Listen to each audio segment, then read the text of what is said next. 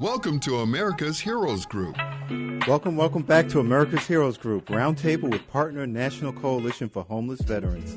I almost slipped off into Arturo Garza's music. He was trying to make me feel good today. Today is Happy Juneteenth Day.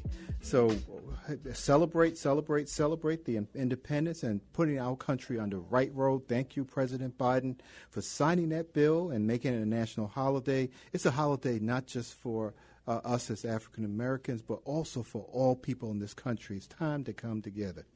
And June is LGBTQIA Pride Month.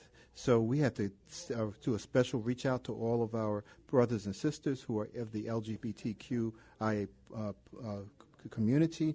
And thank you for your service to this nation. And thank you for wearing that uniform proudly. Today is Saturday, June 19th, 2021.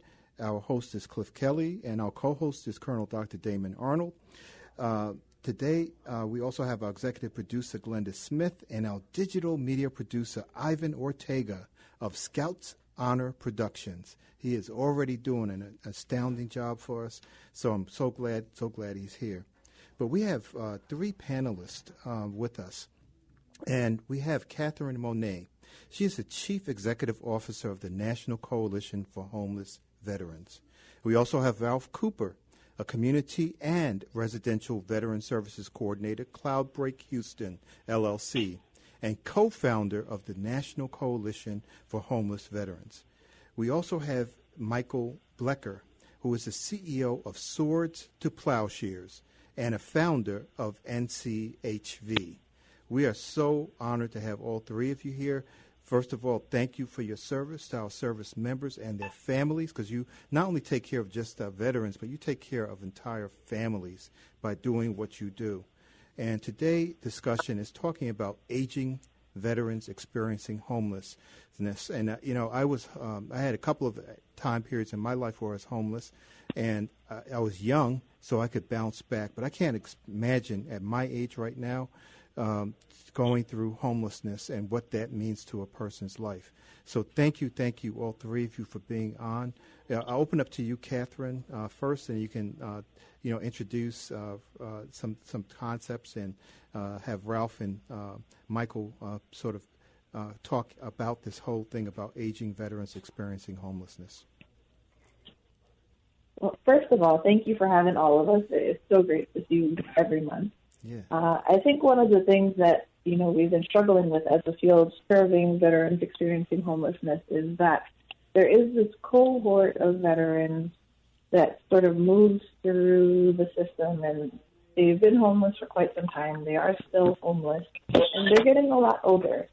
And so when you look at our population, I think the veteran population experiencing homelessness tends to be a little bit older than the civilian population experiencing homelessness, but they do also come with some unique service challenges where you're trying to find services to meet both their housing needs and the needs that come with, advanced aging. Mm-hmm. Yes. And, so what right now, what is the crux of this problem, Ralph? Because I know you have your boots on the ground in the community with Cloudbreak Houston, and you see this on a daily basis.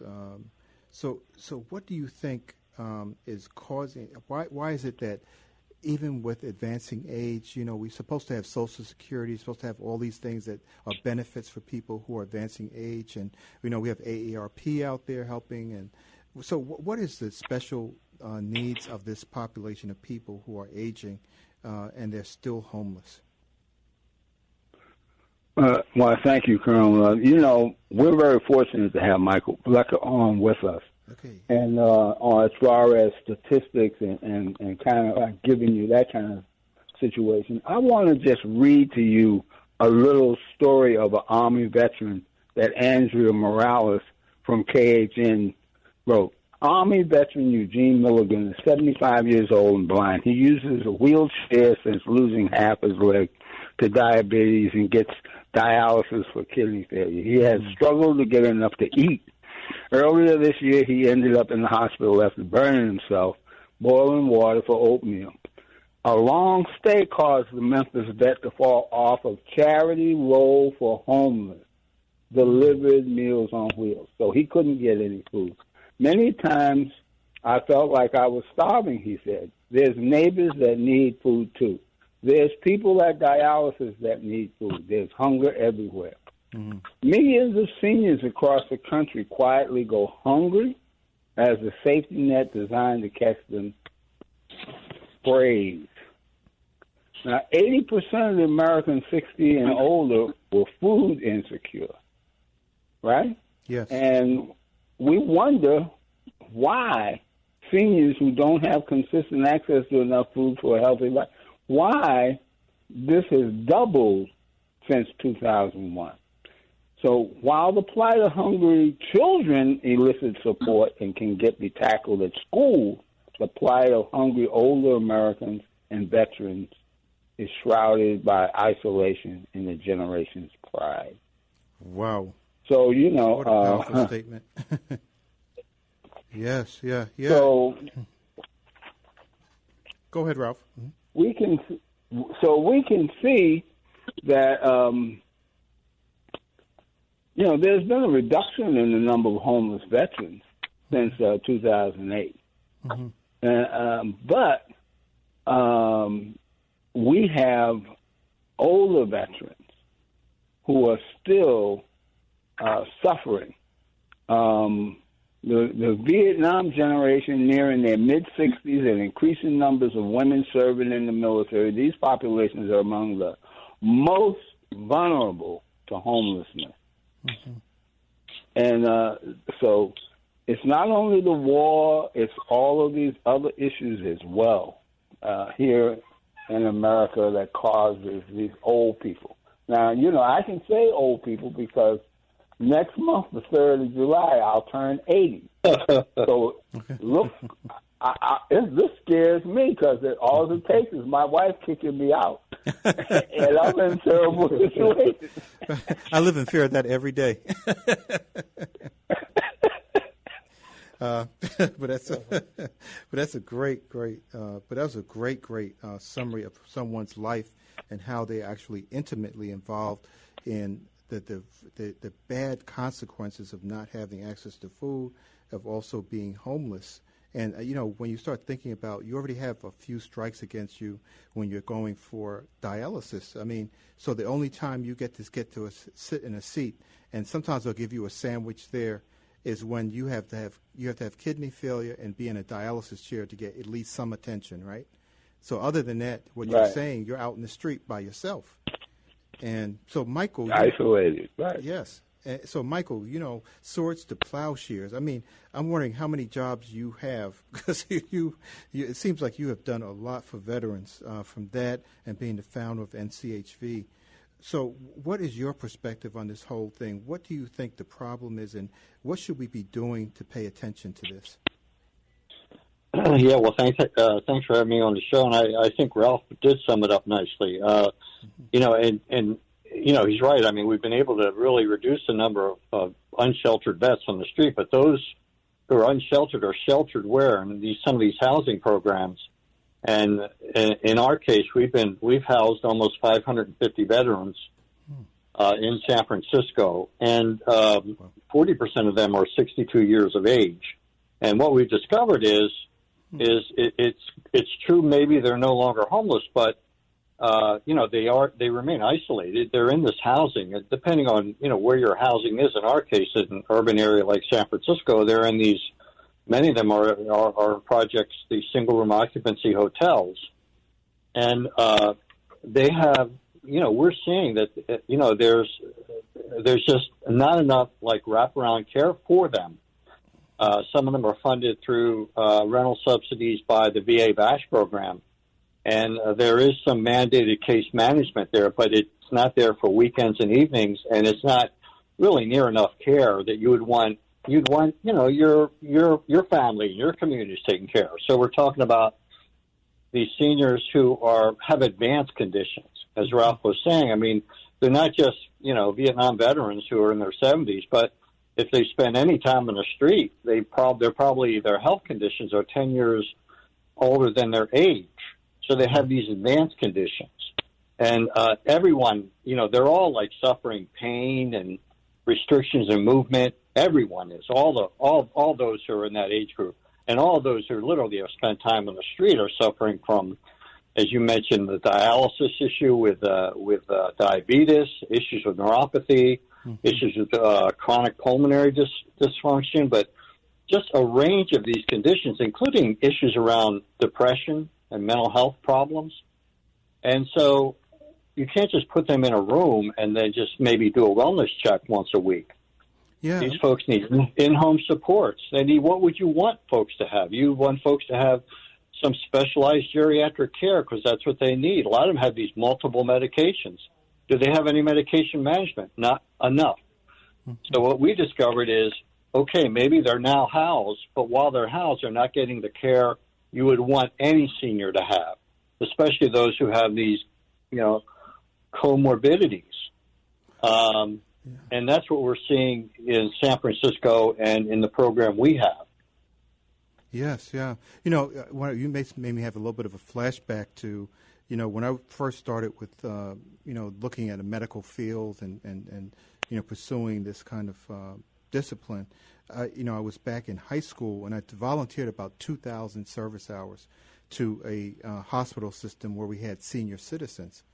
And I learned so much from them. And one of the things that I think we do is we end up producing these jewels in our society, and then we just start throwing them into the dirt. We don't really pay attention to them. And I remember this one martial arts story. I'll tell it really quickly. But there was one martial arts master who was walking with his students one day, and they were asking him, so why is it that people, treat the elderly so bad? And they started giving their theories on it and their ideas, and he stopped and had them, get a cup of tea. So all of them had a cup of tea they were walking with, so they were walking, and he didn't say anything to them about his opinions. And then they said, so what do you think? What is the problem? Why are we facing this, And so the instructor, he said, the answer lies behind you. And they all turned, and he said, what are you talking about? The clouds, the lake, the water, the trees? What are you talking about? And he said, no, it's on the ground. And they looked and they said, what, you talking about the grass? What are you talking about? And he said, no, the cups. All of you dropped a perfectly good cup on the ground once you finished it, drinking your tea, and thought that it had no more further use. And he said, that's how you treat your elderly in this country. So I think it's really kind of a moral imperative that we start changing the paradigm and our collective consciousness thinking about what it means to be older in this society. And then it's even a more of a egregious act to go and do something and not to provide the services to our veterans who put their life on the line so you could even live. So that is really a terrible thing. Yeah, that's deep. That analogy. Yeah, that analogy goes directly to the men and women who fight the wars, do the battle. After the battle's over and they came home, they're a dropped cup on the ground. Yes, and we've got to get away from that. So what are you seeing going on now as far as policy, legislation? How can veterans out here, honor our brothers and sisters who are in the military, who are veterans, who are now, advancing in age, but have served this country across the country, irrespective of race, creed, color, religious denomination, for political affiliation. They have served this nation to make it possible for you to be here today, and not speaking, some other language from some dictator overseas, right? So they fought the battles and tried to preserve the way of life we have. So what things can we do to make sure that we just don't overlook that and just throw it away like a discarded cup? I think it's very powerful, that image. I also think, it's sort of like they're not them, they're us. What would we want for our families, for our generations, our fathers, what have you, our mothers, our sisters, our brothers? What do we want? We want them to be cared for. We don't want them to needlessly suffer, right? Correct. And so I do believe that they used to talk about the sea of goodwill And there is still a sea of goodwill for veterans. And I think there's also a sea of goodwill for seniors. And that needs to grow. And really, I think the programs that are set up for them must have solid supports. They must have the nursing care or the in-home health care. They must have help because these folks need help with navigating, health care, right? You can't just get health care. You have to really, it takes a navigator to get you through the system and get the care you need. So we have to make sure that these housing programs have the support that makes them houses, homes, and not just isolated units in an SRO. Mm-hmm. And I think that would go a long way. Care for those. Yeah. So how many of those that are housed really are in the wrong place? They're just housed because instead of being housed in assisted living. I know veterans that live where we are that really it's inappropriate. They need to be in some assisted living type of facility. But how do you do that in a system that we live in now? Yeah. Yeah, and who pays for it, right? Mm-hmm. Exactly.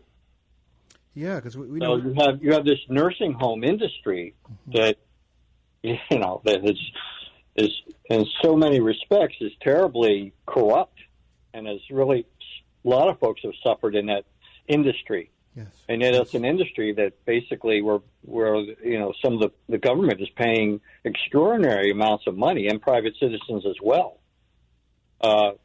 Compared to what's out there in terms of supportive housing.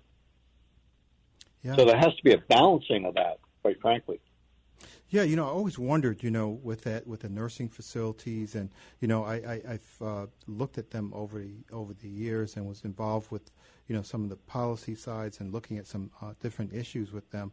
But I always wondered, we always talk about having a citizen police review board. Should we have a citizen nursing home and a citizen homelessness review board that really takes people to task? Yeah. Yeah, because there's something wrong. Kathryn, what are you saying? Something wrong, yeah. And it's, the whole idea of someone understanding the military culture and the veteran culture and not just being, caring for someone who's anonymous, that's very important. Yes. So I mean, what where do you think we could make some inroads, or how can veterans get involved in this process? Because all of us, unless you're looking at a Wonder Bread truck coming down the street and think about jumping in front of it, we're all going to get old, right? So sooner or later, all of us are going to be in this situation. And I was telling my nephew they were laughing a little bit about, well, people are getting older, and I said, yeah. Hopefully you'll get there too. So, we have to be, cognizant that this is something that can affect all of us, and it should affect us all anyway, even if we're not in that situation of being homeless. If you're a veteran, if you are a family member of a veteran, if you're a Gold Star family member, please help these veterans who are home. Right. Well, we just come through a dark cloud, and I'm not just talking about the COVID. And, the hope is, we have to, support each other, right? Mm-hmm. And make sure that we have, that the infrastructure talks about humans as infrastructure, people who need supports, right? We have an adequate safety net that's not torn apart. That's right. When you were just saying that, I just thought, too, is that, we have veterans who are now returning from Afghanistan. There is a plan to bring people back, withdrawing troops, and it's not they're coming home. They may be coming to homeless, right? Not coming home, but coming to homeless, and that should never happen. That should never happen. No. What's interesting about that is if you compare the World War II GIs who came home and became home owners, right? Right. That was a generation that was a home ownership generation. And our future generations are become practically a homeless veteran generation. Wow. Yes. So you have to look at what was done for the World War II veterans compared to what is being done for those who are separated today. Yes. And so where can people find out more information about this topic? Is there a website? I know that, the NCHV, but, some phone numbers, some ideas, calling the conference. Kathryn, are you there? Mm-hmm. I'm here, yeah. So I think if you want to find out more about NCHV, right? Yes. You can go online to www.nchv.org. We're also, interestingly enough, starting our annual conference next week. We've got a great slate of speakers and educators and experts in the field.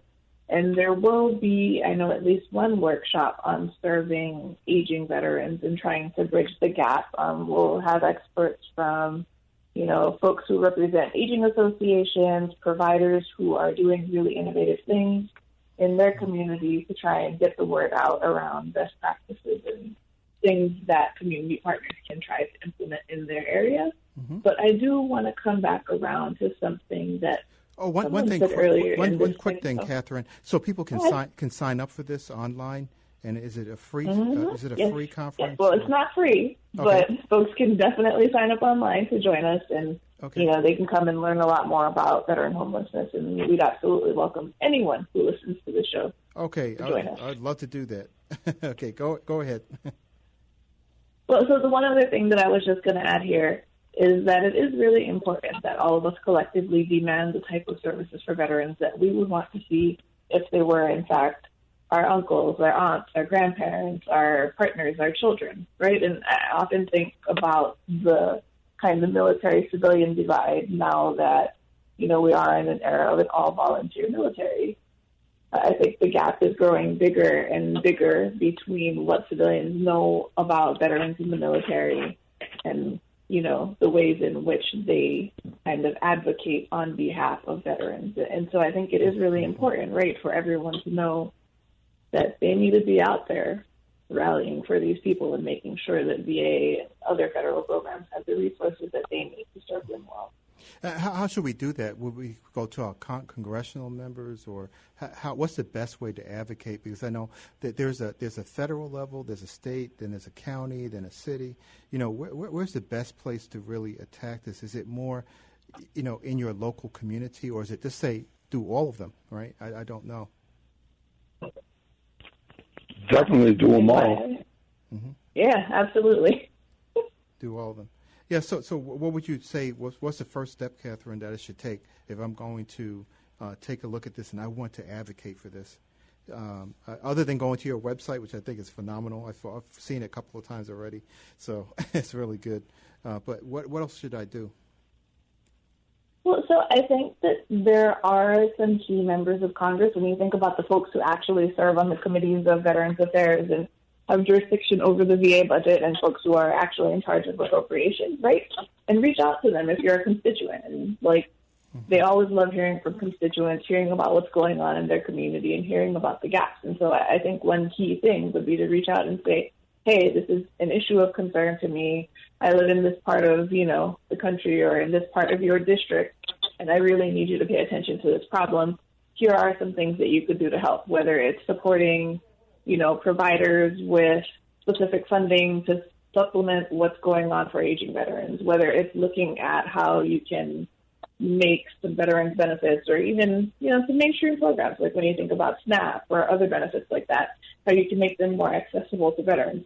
There's actually a lot of things that folks could do. Okay, great. Yeah, because, one of the things I was thinking about is when you were saying that, Kathryn, is that I'm not sure if I've seen this before where, veterans can sign on to letters from organizations and things like that. I'm not sure if that's something that you have set up, or you have sort of prefabbed letters, or, just, hitting the salient points that, we need to actually sign up and send these to our representatives. I'm not sure if that's something that you have, like a toolkit or something like that could assist us in making sure we navigate the right way. Because many veterans, and people in general don't really know about what homelessness really, really means, being on the street and having to, deal with all these different issues. But we're running out of time. But I'm going to just say your website one more time: www.nchv.org. And the annual conference starts next week. I encourage you to participate and to listen to these three incredible people, Kathryn, Ralph, and Michael, who have been doing all kinds of things for veterans and making sure that they don't stand alone. No veteran should come back to this country and be homeless, and no veteran should be in this country and be homeless. So I'm just thank you and applaud you for everything that you're doing. And thank you again with our partner, National Coalition for Homeless Veterans. And happy Juneteenth Day, as I mentioned earlier. But Kathryn, Ralph, and Michael, thank you. Thank you. Also, happy Father's Day to all you fathers. Oh, yes, we do. Okay, thank you. Thank you, Ralph, for bringing that up. Okay, we're moving off to a commercial. Stay with us. Stay with us. American Heroes Group has a longer way to go.